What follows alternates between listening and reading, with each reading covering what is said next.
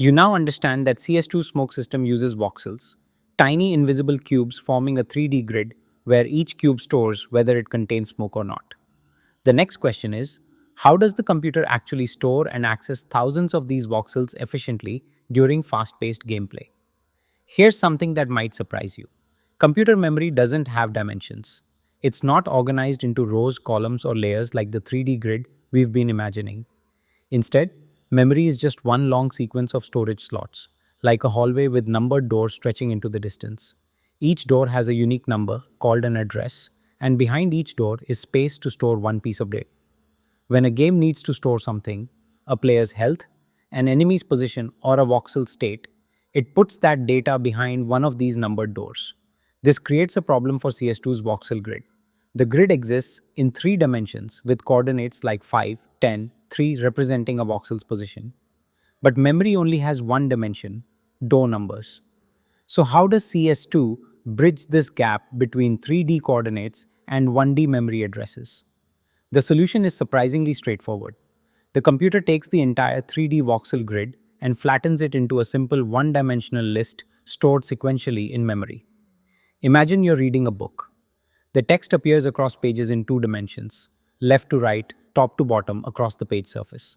But the book's actual content is really just a one-dimensional sequence of characters, letter after letter, word after word, flowing from the first page to the last. CS2's voxel storage works the same way. A smoke grenade's 20 times 20 times 20 grid containing 8,000 voxels becomes a list of 8,000 values stored sequentially in memory. Each position in the list stores one simple value. Is this voxel filled with smoke or empty air? But this creates a new question. If you want to check whether a voxel at specific coordinates contains smoke, how does the computer know which position in this long list corresponds to that 3D location?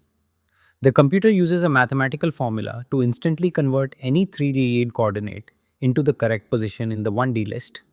You don't need to memorize this formula or do the math yourself. The computer handles this calculation automatically thousands of times per second. But understanding that such a formula exists helps explain how the system works. The formula follows a simple pattern.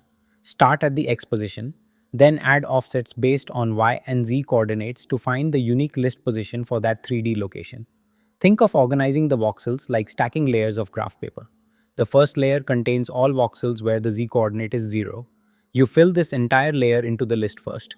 That's 400 voxels for a 20 times 20 layer.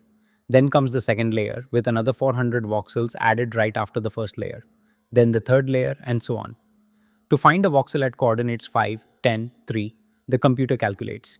Skip past 3 complete layers, then skip 10 complete rows in the current layer, then move 5 positions along the current row. The exact formula is position equals x plus y times width plus z times width times height. Again, you don't need to calculate this yourself. The key insight is that the computer can instantly convert any 3D coordinate into a specific list position using basic multiplication and addition, operations that processors execute in nanoseconds. This storage approach explains why CS2 can handle bullet interactions, grenade explosions, and spreading calculations in real time without lag. When a bullet travels through smoke at specific coordinates, the game doesn't need to search through a complex nested structure. It simply calculates the list position using the formula, jumps directly to that memory address, and reads or modifies the value stored there. That's one multiplication, one addition, and one memory lookup, operations that complete in billions of a second. Compare this to how you might find a friend in a crowded stadium. If people were organized randomly, you'd have to check every section, every row, every seat. But if everyone had an assigned seat number calculated from their section and row, you could walk directly to the exact seat without searching. The mathematical formula acts like that seat number calculator. This is why the game can clear voxels along a bullet's path, check vision blocking for every player simultaneously, and run spreading calculations across thousands of voxels every frame. Each operation breaks down into simple coordinate to position calculations followed by direct memory access. The voxel grid now exists as trackable, efficiently accessible data in memory. But knowing how data is stored doesn't explain what makes some voxels filled with smoke and others empty air.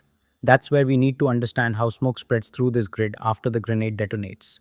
You now understand that the 3D voxel grid is actually stored as a simple sequential list in computer memory.